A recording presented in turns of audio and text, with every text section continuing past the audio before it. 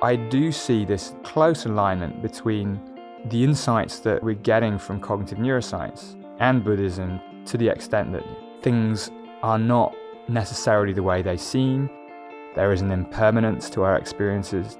There's an impermanence to the self. And recognizing that impermanence does open a space for change. Welcome to Mind and Life. I'm Wendy Hasenkamp. This week I'm speaking with Anil Seth. Anil is a cognitive scientist who studies how consciousness works. As you'll hear, he started his career being interested in how we perceive the world around us. But that line of research has taken him far beyond the realm of basic perception, touching on the nature of our emotions, our sense of self, and even the question of free will. I caught up with Anil at last year's Mind and Life Summer Research Institute. This is a really unique event. It's a week-long gathering held each June in upstate New York, part academic conference, part meditation retreat. There's about 150 participants, and we all stay together at the Garrison Institute overlooking the Hudson River. And as part of the contemplative aspect of that program, portions of the event are held in silence. And you'll hear us reference that dynamic at one point in the conversation. The perspective that Anil's research has helped advance centers on the idea that our brains, instead of merely sensing the world and responding to it, are also very much involved in prediction and inference. And that has some surprising implications for pretty much all of our subjective experience. In our conversation, we discuss these views of the brain and mind, how they impact our sense of self and how we relate to others, possibilities for change, the overlap of these ideas with some key concepts in Buddhist theory, and we also touch on the central role of the body in all these processes and how that relates to our experience of emotion. If you're interested in learning more about Anil's work, we've linked to some additional resources in the show notes for this episode, including his TED Talk, which has been viewed over 9 million times. So I really hope you enjoy this conversation. It's my pleasure to bring you Anil Seth. Okay, I'm here with Anil Seth. Thank you so much for joining us today on the podcast. Thank you. I would love to begin just hearing a little bit about the roots of your interest in consciousness and how we perceive the world. I think, like many people, I've been interested in these big questions like consciousness for as long as I can remember. I remember arguing with my friends in the pub in England, or before pub, while at school. And it's just been one of those animating questions. And for some reason and somehow, I've just been fortunate enough to still be allowed to be interested in it and work on it for a career. At the time I was a student in the mid-90s, it wasn't really an obvious thing that you could embark on a scientific research career to study. It was a topic in philosophy, maybe a topic in religious studies even, and a fringe topic in psychology and neuroscience at best. But it still seemed to me the most interesting phenomenon. How does it happen that we have conscious experiences, that there is something it is like to be me or to be you or to be any conscious creature? There was no particular good answer. And I remember thinking to start with that maybe physics is the right way to understand this. It's a big mystery. It's a big gap in the whole structure of our understanding of nature. And so I started out studying physics. Oh, wow. And after some time, I kind of reached my limit at the ability to solve difficult equations, but also it just became evident to me that actually there are real opportunities in studying psychology and neuroscience to address this question. And some of the explanations of consciousness that were coming up from the physics direction were not making any sense. So these were sort of explanations like, well, consciousness is mysterious and quantum mechanics is mysterious, so they have to be linked. And this was kind of dissatisfying, to put it mildly. It was really rather off-putting. So it was with some relief that I kind of transitioned into psychology and neuroscience. And then things changed, I think, very generally across the landscape of the brain and cognitive sciences, and consciousness became, it's not exactly the most legitimate and well-established branch, but you can teach it, you can research it, and most of all, you can occasionally even get grant funding to study it. So basically that's what I did. I think one important step I wanted to mention was I did my postdoc in the United States in San Diego, and that was in the early 2000s. And at that time, it was still pretty uncommon. So coming to the States was a big transitional moment for me. My boss was Gerald Edelman, who was one of these figures. He'd won the Nobel Prize, so he was allowed to study consciousness. Right. Francis Crick was just down the road. So San Diego at that time was wonderful. It was wonderful in many ways, but it was one of the few places where consciousness was properly on the menu. Stayed there 6 years and then went back to Sussex University, where I am now still, and set up a group there. Yeah. So you described the brain as a predictive machine. Can you say more about that? Yeah. There's so many metaphors that people bring to bear when they try to understand the brain. I mean, it's an enormously complex object. It defies any kind of intuition. Yeah. It's 90 odd billion neurons, 1,000 times more connections. We don't know the fine wiring diagram of the brain. We just know it's important for a lot of things. People have always reached for kind of dominant technology as the metaphor, a system of complex plumbing, a computer, or more recently maybe the internet. I've always found the computer metaphor a bit off-putting, a bit misleading. It de-emphasizes consciousness, it de-emphasizes the role of the body, and the brain just is not a computer. I mean, computers you can use to simulate all kinds of things, but the brain isn't a computer. The way I started to think about it, and certainly was not my original idea, it's as I later realized, it's built on a very long tradition in philosophy and then in psychology, is to think from a starting point more of what is the problem that the brain is trying to solve. Take a functional perspective on it. And if we start with perception, so one of the main jobs of the brain is to perceive both the body and the world so that the body can act, the organism can act within the world. And the problem of perception, it's tempting to think, and a lot of classical models of perception think of it as this kind of bottom-up process where the sensory data comes in through the senses and is then read out by the self, which sits somewhere inside the skull. But that's a pretty unsatisfying view, because the world that we perceive is only indirectly related to what, if anything, is actually out there in the world. I mean, there are no colors actually out there in the world. Colors are something that's constructed by the brain. So I started to think, there was a literature already on perception as a predictive act. And I don't mean predicting the future. I mean prediction in the sense of making a best guess about what caused sensory inputs. So prediction in this sense is more like filling in missing data or making an inference. And we get all this sensory data, but it doesn't come with labels about where it's from or even what kind of sensory data it is. But we end up perceiving this world full of structured objects with particular properties. So the idea is that perception really depends on these top-down predictions that the brain is always bringing to bear to give shape and form to the sensory data that comes in. Now, this idea goes way back to Plato even, and the shadows on the cave, and people thinking those are real. And then there's the Arabian scholar in about the 11th century who started talking about perception as inference. And then in the 19th century, the German scientist Hermann von Helmholtz was the first to really articulate this idea of perception as inference. And now this is an idea with quite substantial momentum. People call it predictive coding, predictive processing, the Bayesian brain. But the shared idea is that perceptual content, what we perceive, isn't a readout of sensory data. It's a top-down best guess, a projection, a hypothesis, a prediction about the causes of sensory signals. And that's what we perceive. It's the brain's best guess of what's out there.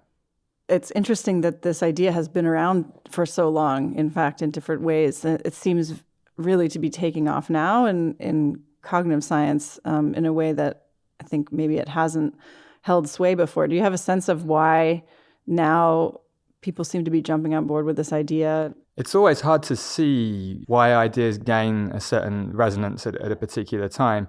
I mean, part of it, I think, is that the various disciplines that constitute cognitive neuroscience have reached a stage where these ideas seem sensible. So we can, for instance, we can start to look at direction of information flow in the brain. We're getting a little bit tired of cognitive neuroscience that just says it's this area or that area that's responsible for this process or that process. Yeah. I think people want to know more about, what are the mechanisms? What's the circuitry?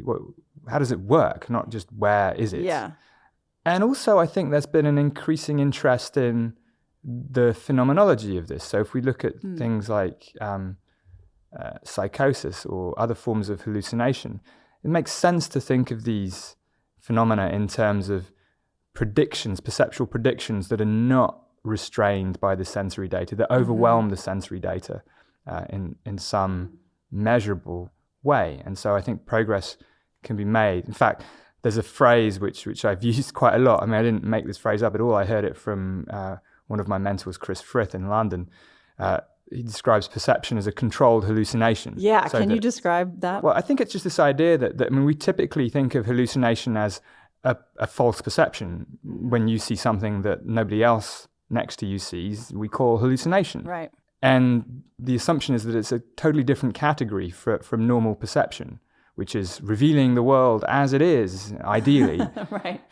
But I think this phrase picks out a continuity between normal perception and hallucination. They both result in us perceiving something, and they both depend on this interplay, this dance between the brain's predictions about what's there and sensory data, which is giving feedback about these predictions. Prediction errors, we'd call them computationally.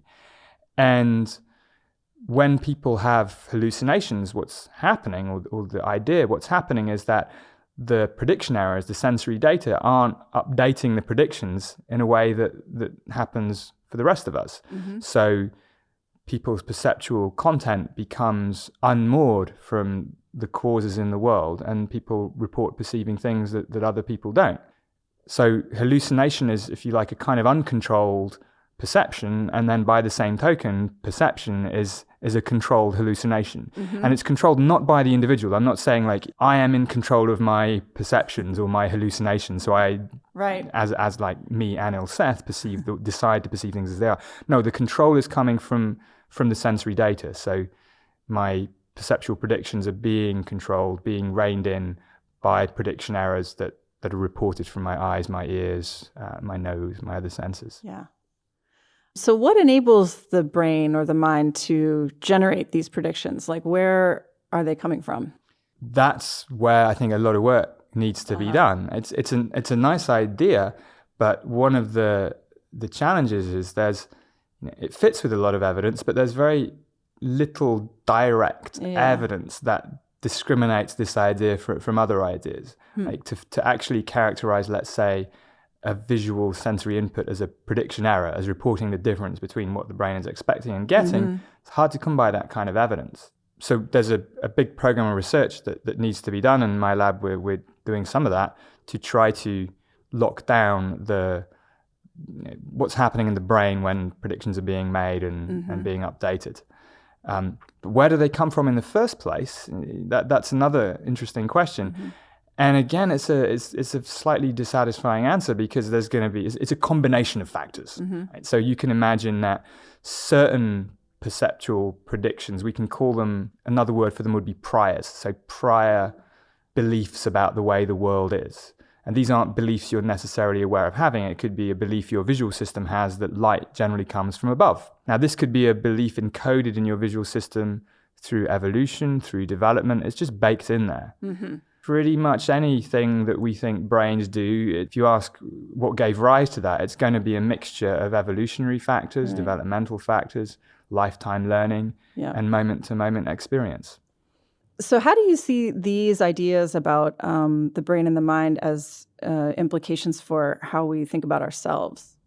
I think this is where things get really interesting. And this was where this line of thought took me in a direction I wasn't necessarily expecting to go.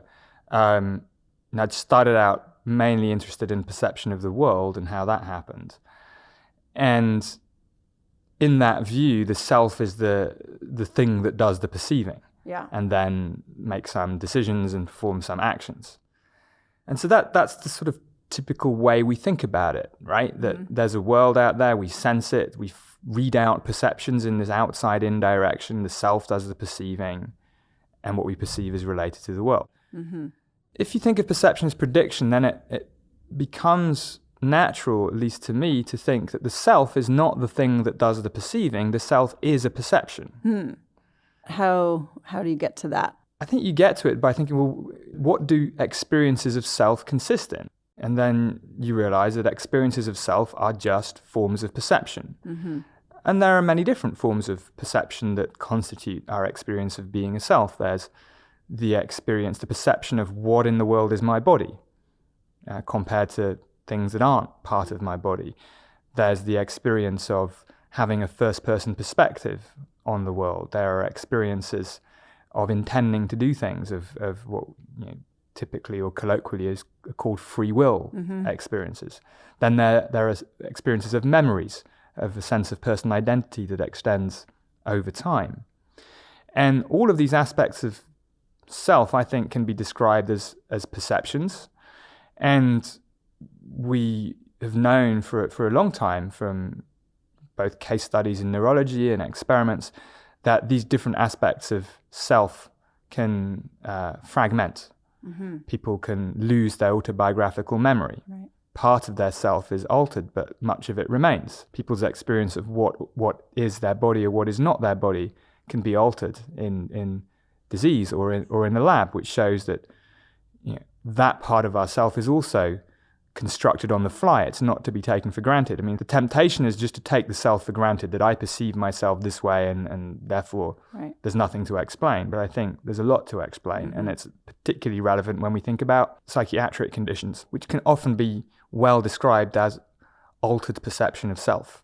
And if we can start to understand how we perceive the self according to the same principles that we perceive the world, gives us a view into what does it mean to be a self, but it also gives us an avenue into thinking about how to understand psychiatric conditions, unusual, aberrant perceptions, and so on. And how about implications then for changing our perceptions, our belief, our sense of self even?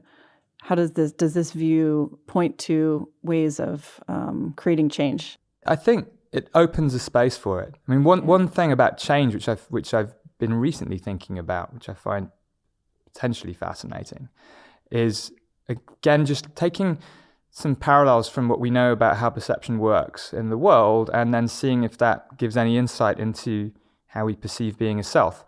So there's this phenomenon of change blindness, which has been well studied in psychology. Mm-hmm. One expression of change blindness is if a scene changes very slowly, we typically don't perceive the change. Mm-hmm. Like the background color of a screen can change very slowly, and if somebody's focusing on something else, they might not notice that half their visual field has, or at least the input has changed color. There's an interesting question there. What do they perceive? Is it that they perceive what they started out with, or has their perception changed but they haven't noticed the change? I think it's the latter. These experiments show that the change of your perception is not the same thing as perception of change. Right. Change itself is something you perceive, like you perceive color, like you perceive sound, like you perceive shape.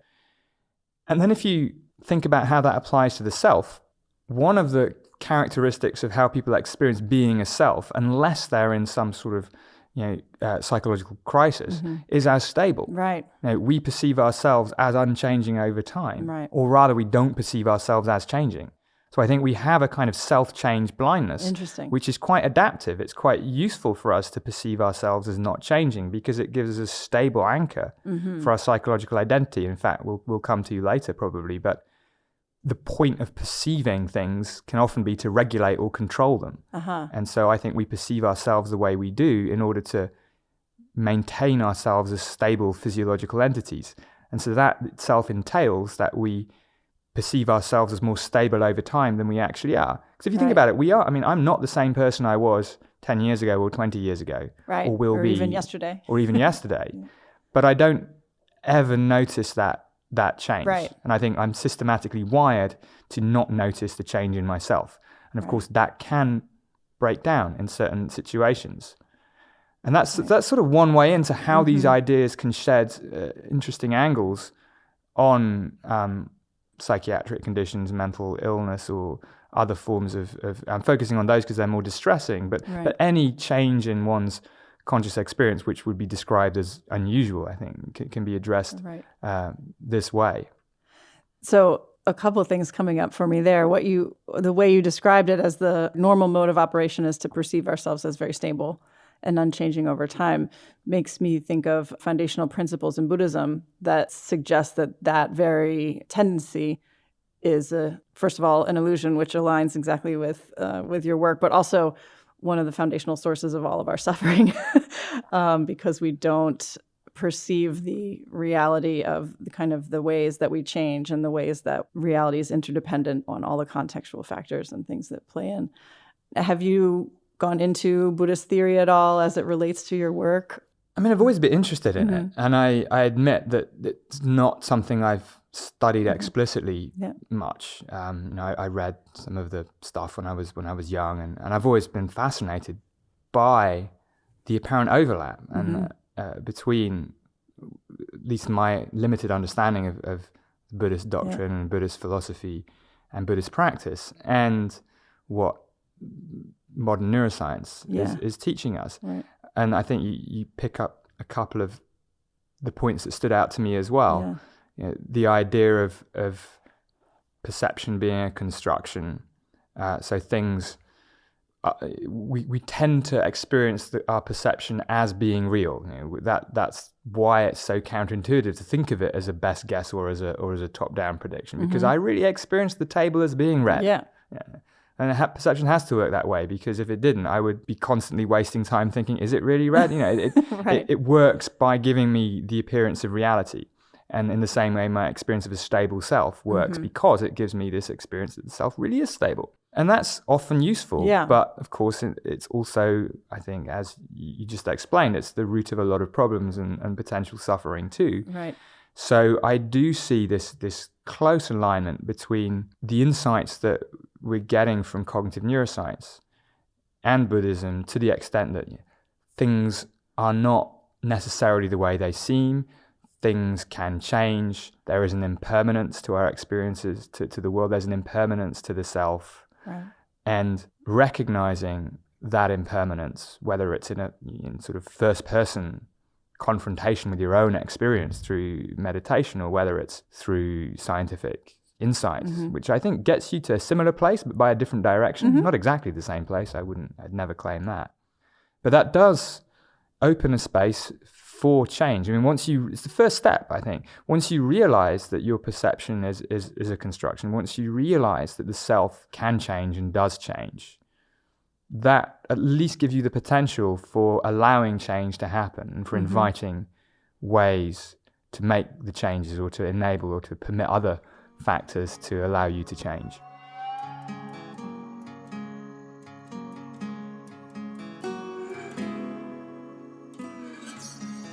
So I could imagine on one side, these ideas can be quite liberating and can open up a lot of space, like you were just saying, for possibility. On the other hand, I could also see cases where it could feel quite destabilizing, like, the world is not as it appears, myself isn't either. What does all that mean about reality? So have you yourself dealt with some of those struggles, or have people given you pushback or issues as you talk about these ideas? A bit of both. I think these thoughts about perception have helped me, if anything. I've had my own sort of share of distressing mental experiences. I've had episodes of depression over the last 10 years or so. Not too bad, but not pleasant. Really unpleasant, these things are. I think during those times it has helped, to the extent that I've been able to focus on some of these ideas of perception as construction, and trying to recognize that, what's going on in my brain and body to deliver this perception. Now, this, in a way, it's like impromptu meditation. Instead of getting caught up in the thought, noticing it. But my sort of strategy for noticing it is to sort of think about, how does that happen? What's going on in my brain? But it's the same, strikes me the same process. You're just putting a little distance between the experience and your perspective on it. Right. So I think it's been very helpful personally for me. It's not a magic bullet or anything, right? I mean, it's I wouldn't recommend it as a replacement for therapy. How these ideas impact other people is, I think there is a lot of individual variance about that. I think most people find them very positive ways of thinking. Yeah. But of course, it all depends on context and setting, who you are, and what situation you're in when you start to think about things this way. This is a TED talk a couple of years ago, and of course then you get a massive exposure compared to pretty much anything else, and so you will get a variety of people who have been, who haven't benefited, or not immediately anyway. Right. Part of the problem was that I think the title given to the talk was "You Hallucinate Your Conscious Reality." Right. Now, it's a very famous talk. It's not, and of course the title is the only thing you don't get to choose. Oh, you didn't get to choose that.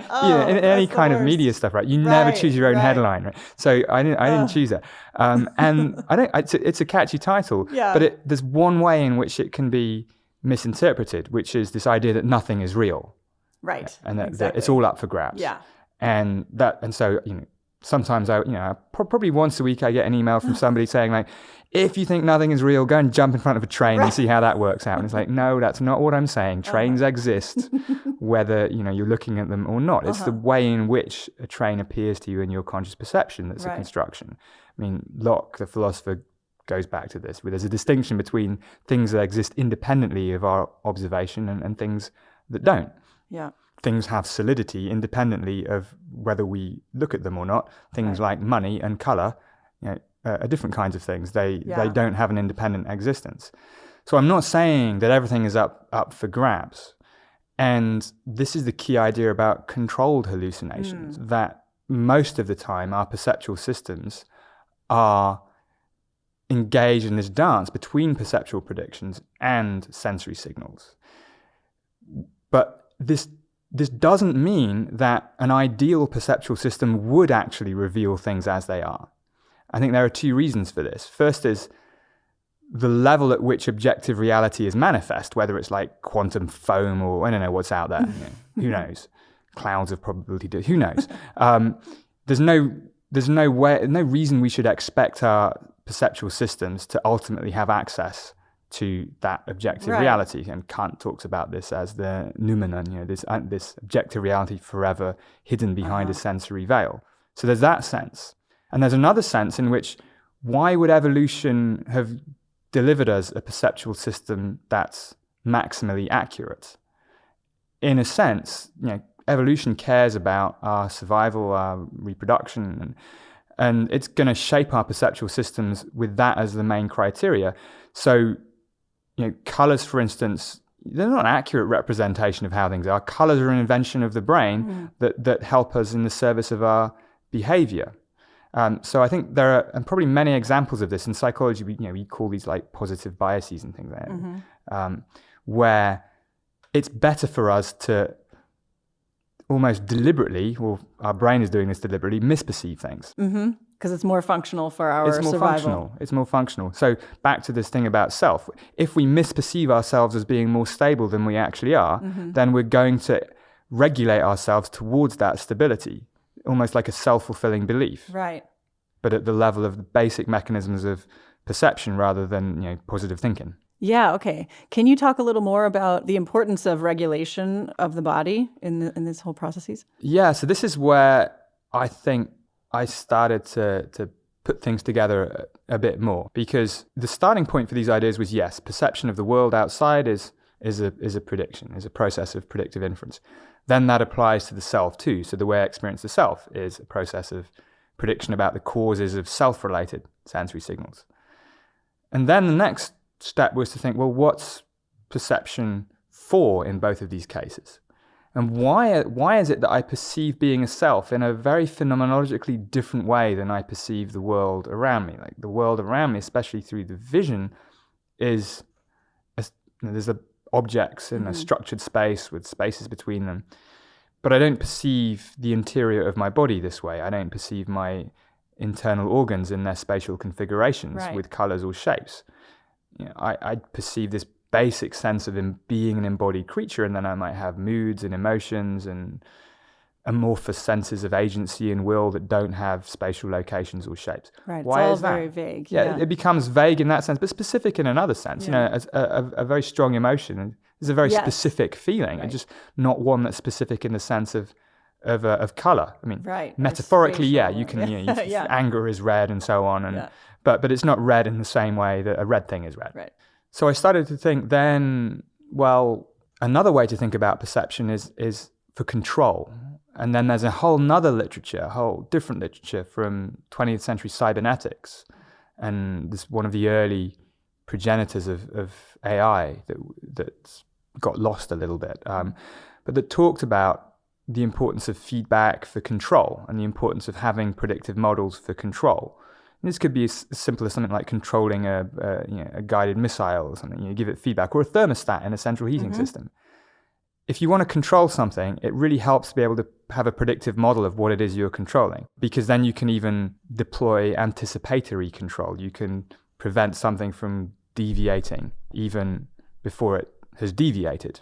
Right. And if you think about perception of the body, ultimately, you want to keep the body alive. So there are things like blood pressure, heart rate variability, blood salinity. There are lots of physiological variables that have to maintain themselves within pretty tight ranges for you to stay alive. Right. That's what perception of the body is for. It's not for figuring out what's there. It's for controlling and regulating the internal milieu, as physiologists call it, the bodily state.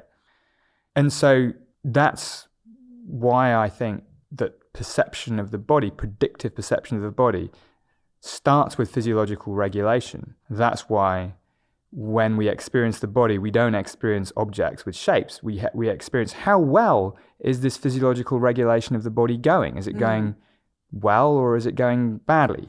Is it likely to go well or badly in the future?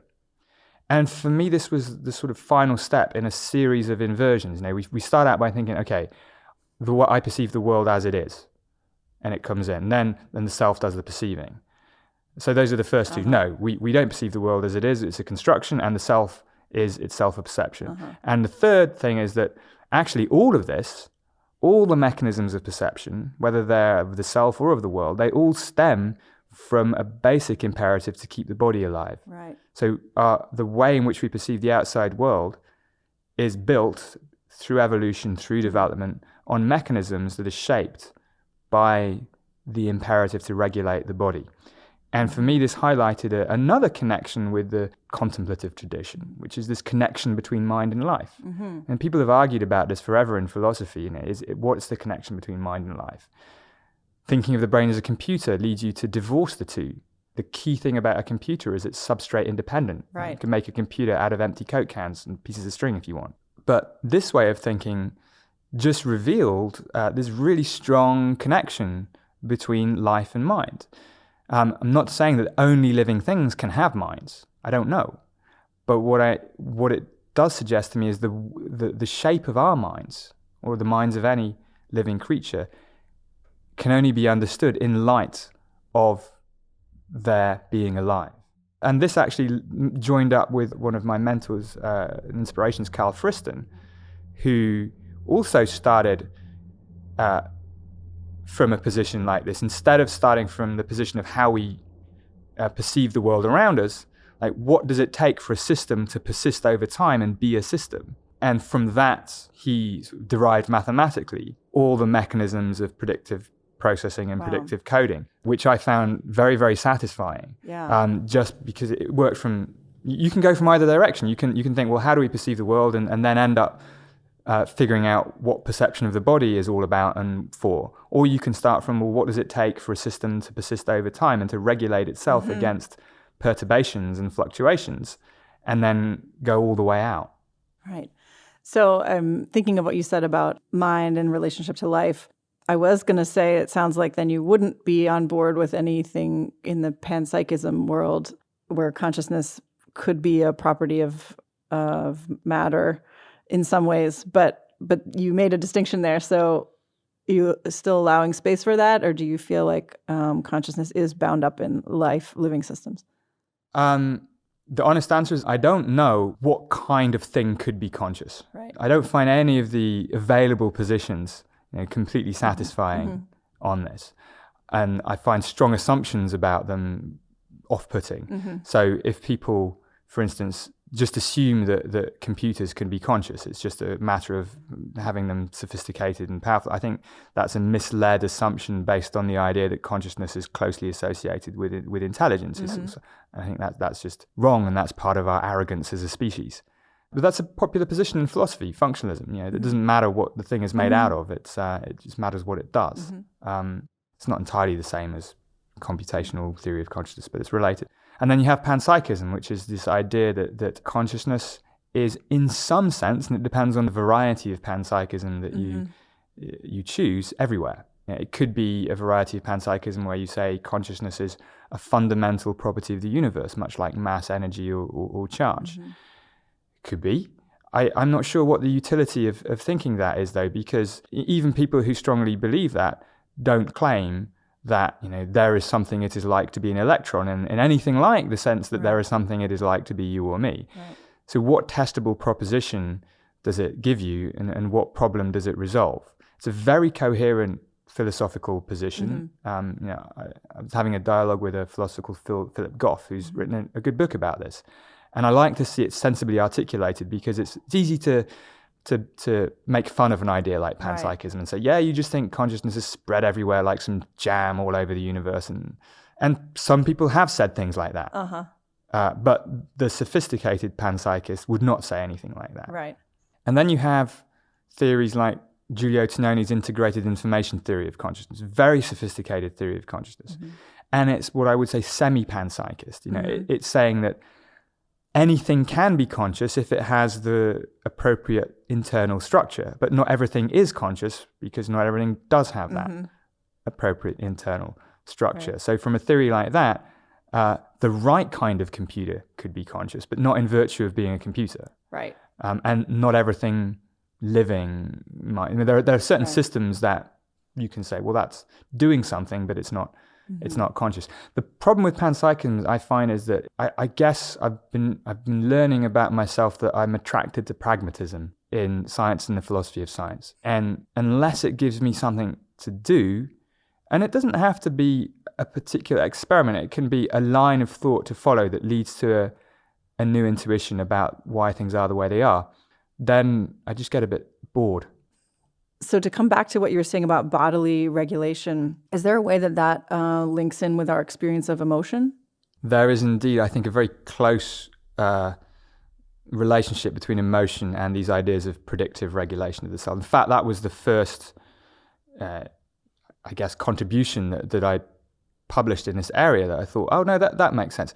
And it was just this idea that, okay, if our perception of the outside world is this process of prediction, this Bayesian best guessing, this controlled hallucination, well, then the same should apply to our sense of the body from within. And at Sussex, I learned a lot from my colleague Hugo Critchley, who's a professor of psychiatry there, but a leading expert on interoception.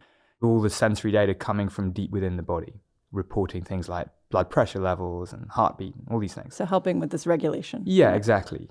And so it occurred to me, well, why not apply the same principles to interoception?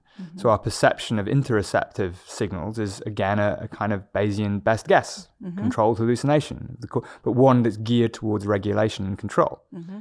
And then the question is, well, what does the relevant best guess feel like in terms of its perceptual content? And the obvious thing was that, well, that's what an emotion is, right? An emotion is the best guess of the causes of interoceptive sensory signals. And it's a bit more sophisticated than that. And then you think, well, it's the perception of how well regulation of those interoceptive signals is going. But just to put it most simply, when we have an emotion, what that is a best guess of what caused the current barrage of signals from within the body. And this is just another restatement of a very old idea in the psychology of emotion, which is back to William James and Carl Langer, that emotions our perceptions of changes in bodily state. Mm-hmm. And so all I was really doing there is just re-articulating that insight in the modern language of predictive processing. And, I should say, because I wrote about this, I think, in 2011 and then later. And Lisa Barrett, who's a psychologist of emotion here in the US, was having, I think, similar ideas around the same time. And we only recently met to talk about them a couple of years ago. But it was kind of nice to see that convergent thinking. And she wrote with much more specificity and detail about the anatomy than I was able to do. And I think, I'm more convinced having read her stuff now. Like, it could actually work. Yeah. So I guess it's the same inversion that you're doing of our normal intuitions. I would imagine that many people would view emotions as something that's happening in the world, and then they're reacting to that thing. It's a good question. I actually don't know really what we call it the folk idea of emotion is. I think that would be quite cool to figure out, what do people actually, if you ask them generally, what do people think emotions are? I think there's probably quite a wide diversity of them, but I think it would be unlikely that most people would naturally think that emotions are predictive perceptions of physiological, regulatory, relevant changes in bodily state. Yeah, I think that would not probably come up as people's number one choice of what an emotion actually is. Right.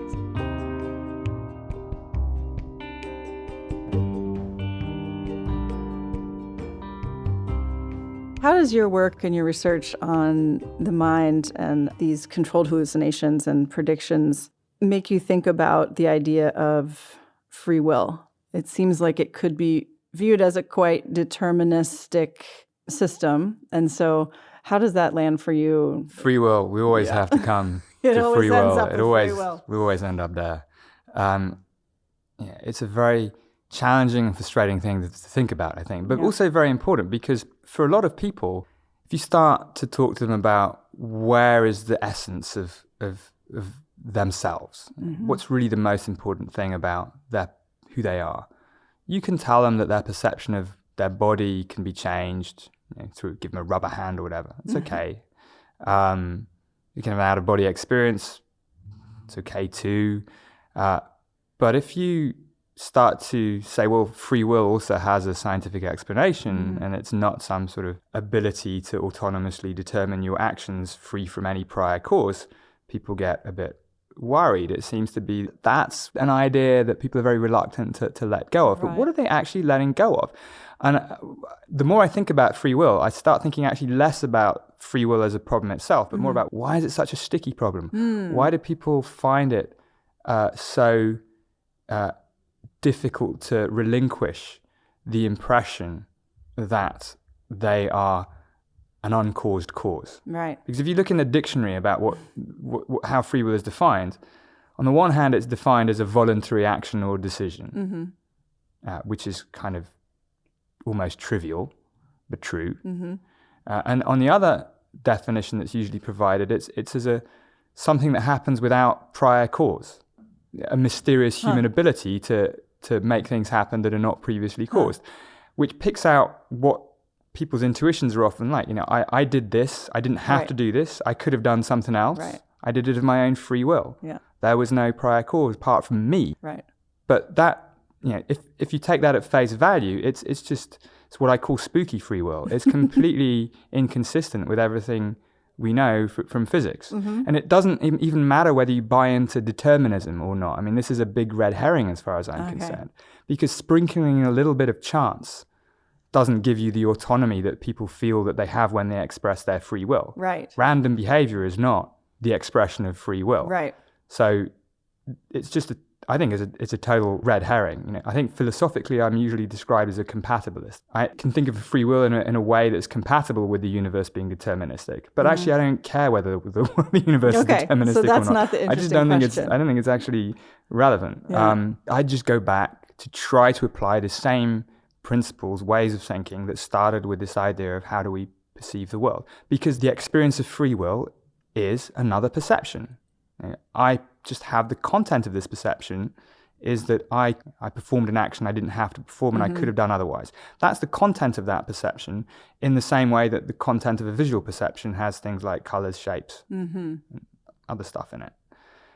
And that, I think, is the key, actually. That's the reason people get so wound up about free will, because the content of the perception of free will is precisely that the experience does cause the action. Exactly. That is the content of of a perception of free will. Right. Whereas the perception of something else, like a table or a chair or an arm or a leg, doesn't contain that kind of metaphysically problematic step. When I perceive something as being red, I'm not perceiving that my experience of redness is actually causing anything to happen. Right. Yeah. So it's easier to accept that that's a construction of the brain, it's a perception. And regardless of the actual relationship between consciousness and matter, I can still tell a story about why I perceive the world the way I perceive it in my conscious experience. But the content of an experience of free will doesn't easily allow you to do that, because it is precisely that my experience is having a causal role, and it could have been otherwise. That's the problem, but that's also the secret, right? Because if I think that's all right, so why am I perceiving things that way? What is it about what's happening in an expression of a voluntary action that I experience as free will? Why do I experience it that way? Well, it's not that it could have been otherwise.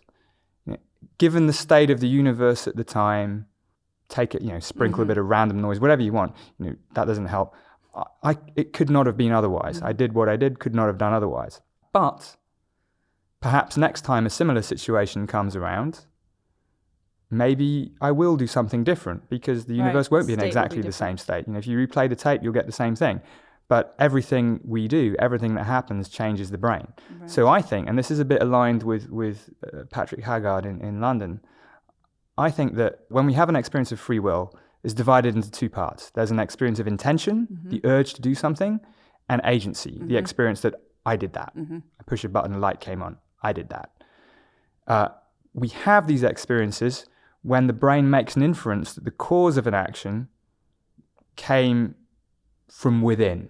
From the self? From the self, yeah. From somehow, not from any external imposition. I wasn't coerced to, I wasn't hypnotized to, I wasn't forced to, I wasn't brain stimulated to. The brain can make an inference about, well, what were the causes of a particular action? And if that inference is that, well, the actions, the causal chain that resulted in that action was relatively internal, and was aligned with beliefs and desires of the self, then I will experience that action as freely willed. And part of the phenomenology of that is that I could have done otherwise, because to have that experience, if the causes are relatively internal, then there is a sense in which the next time you might do otherwise, because you're not being so constrained by the external situation. So again, it's just a case of starting with the parallel, starting with the idea, like, what happens if I think of an experience of free will in the same way that I think of an experience of color? Right. And then just following the thread from there. And then I think you can navigate around these red herrings of determinism.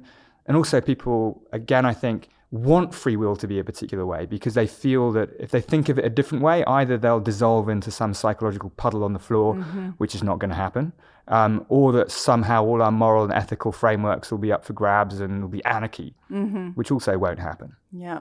So if I'm understanding you correctly, then you're suggesting that the experience of agency and free will and choice is yet another construction in the case of any quote unquote voluntary action. Is that what you mean? That's right. I think, yeah, this is basically following me all the way down the rabbit hole. I think everything is a perception. Yeah. Everything that we experience can be understood as a perception of one sort or another. And that applies to colors, shapes, tables, chairs, cats, coffee cups, bodies, brains, free will too.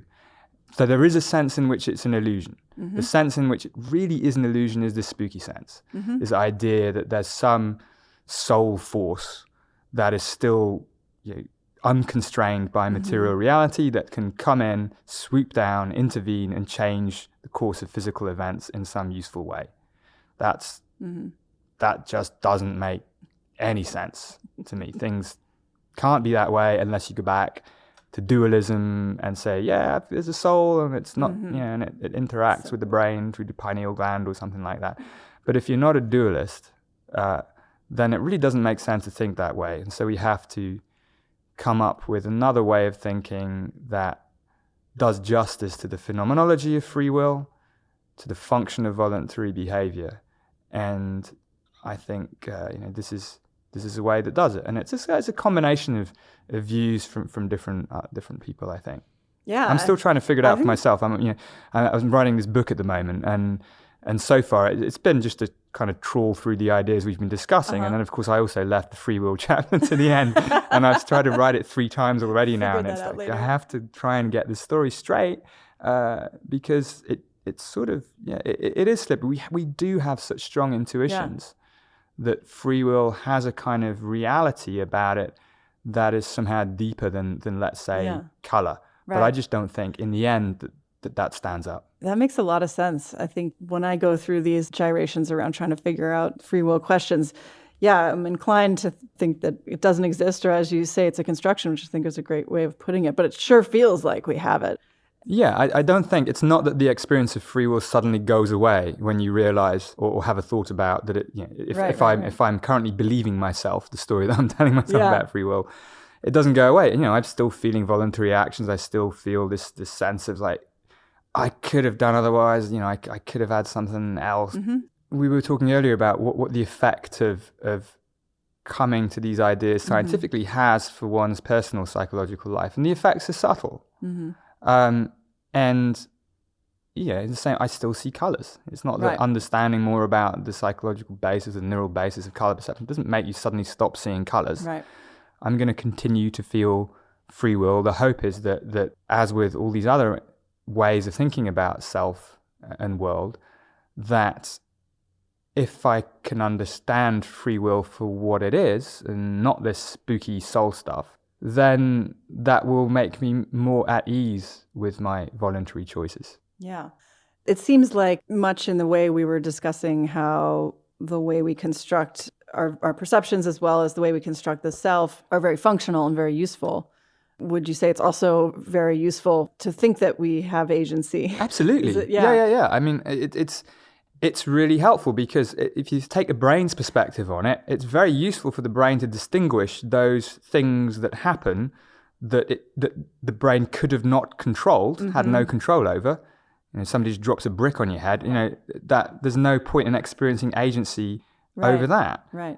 And events for which the organism could have had some control. Yeah. Because we are complex pieces of flesh and blood. We can do many things. Mm-hmm.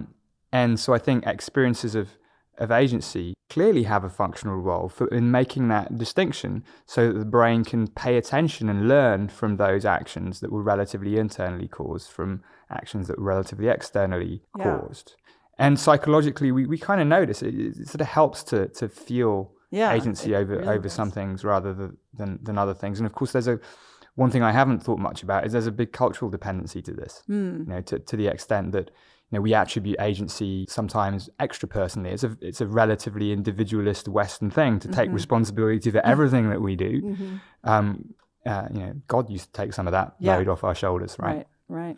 And I appreciate your naming the particular stickiness of this issue and like why it's so challenging for people to let go of. And I wonder if it's also related to this self, from Buddhism, the idea of clinging and the self and the idea of this stable, fixed identity over time. It's not necessarily that itself is the problem, but it's the way we cling to it and then the behaviors and things that arise from that clinging. So it seems also maybe why we find the idea that free will is a bit of an illusion so challenging is similarly because it challenges, again, that sense of self. Yeah, I think these lines of inquiry are revealing for the biases that we have about what is important about us. Mm-hmm. So where are they most stickiest for an individual or for a bunch of people?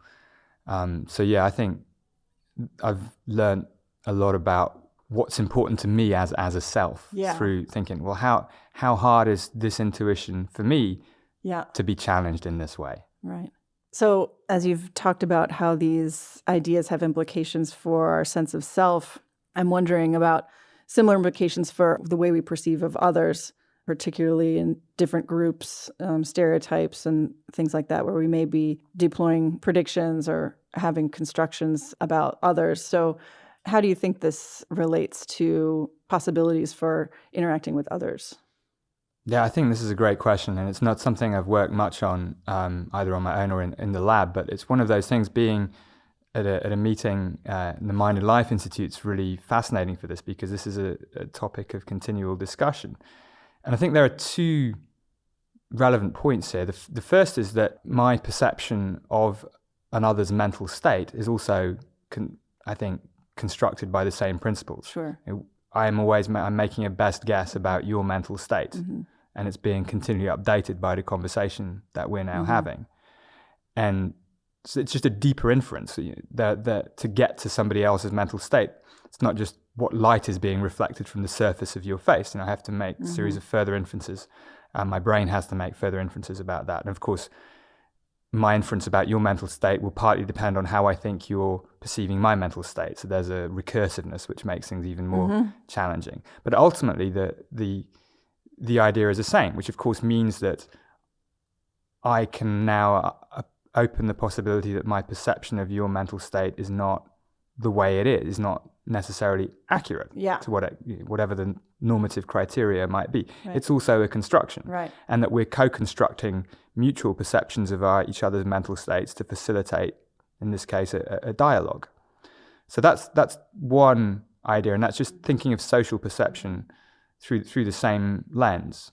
And of course, if we have people then who might come from different backgrounds, we can start to think, well, how would their priors influence how they perceive my mental state, and how does that sort of enter into this recursive cycle by which we infer mental states?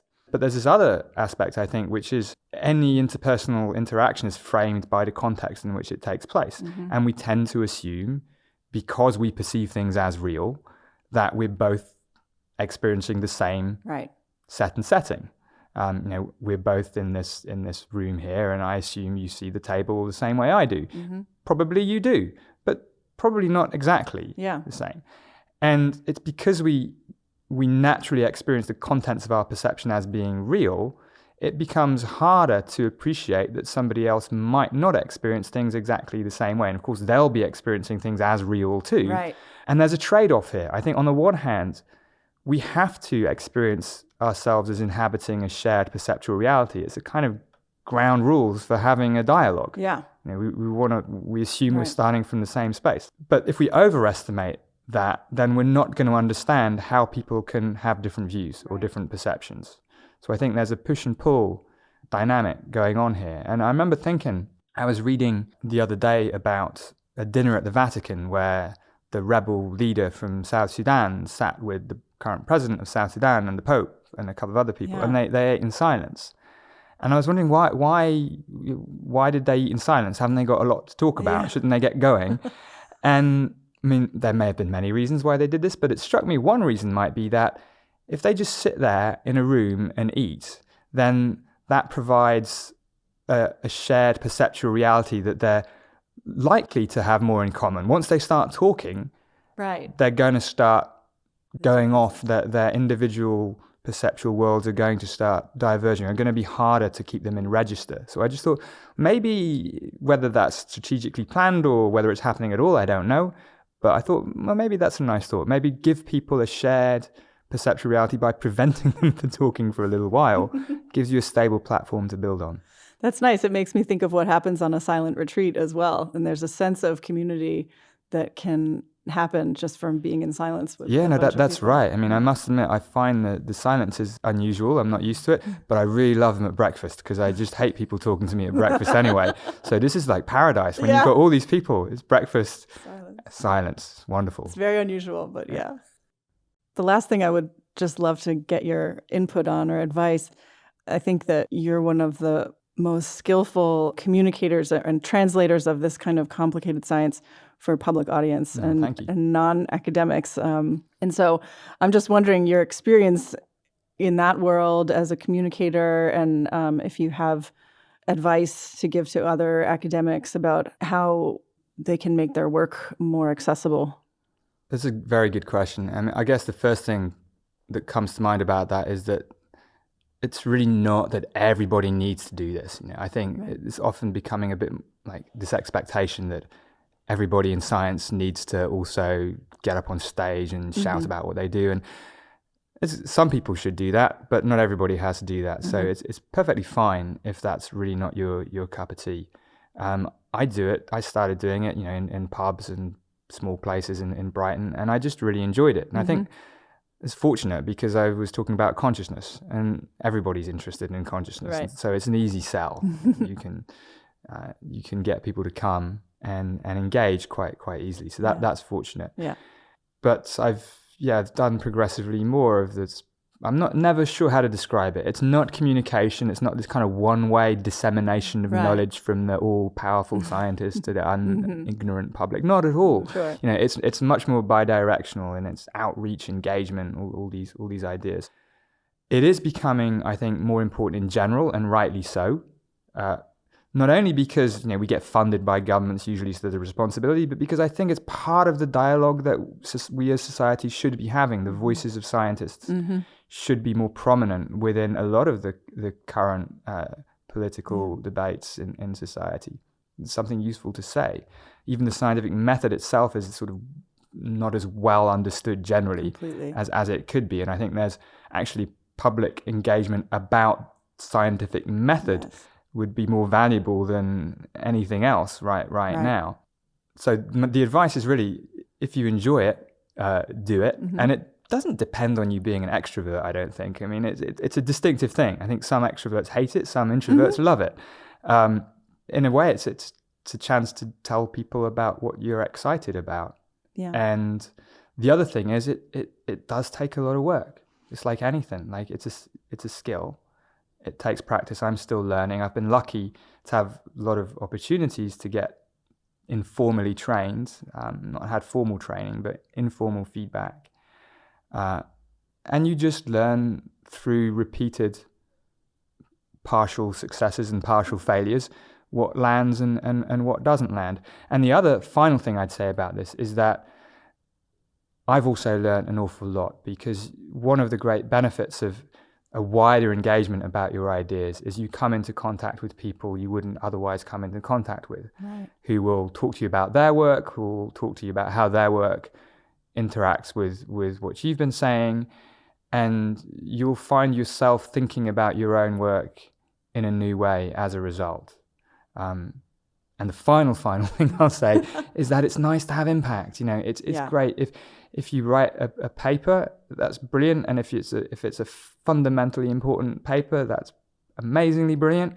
But when you can crystallize your ideas into a form and you can get them out to a larger variety of people who can digest them, then that can be extremely rewarding and satisfying. Great. I think that's a wonderful place to leave it.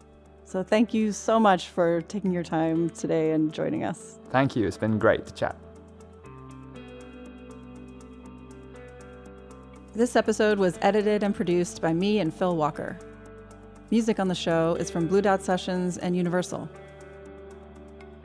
Show notes and resources for this and other episodes can be found at podcast.mindandlife.org. If you enjoyed this episode, please rate and review us on iTunes and share it with a friend. If something in this conversation sparked insight for you, we'd love to know about it. You can send an email or voice memo to podcast@mindandlife.org.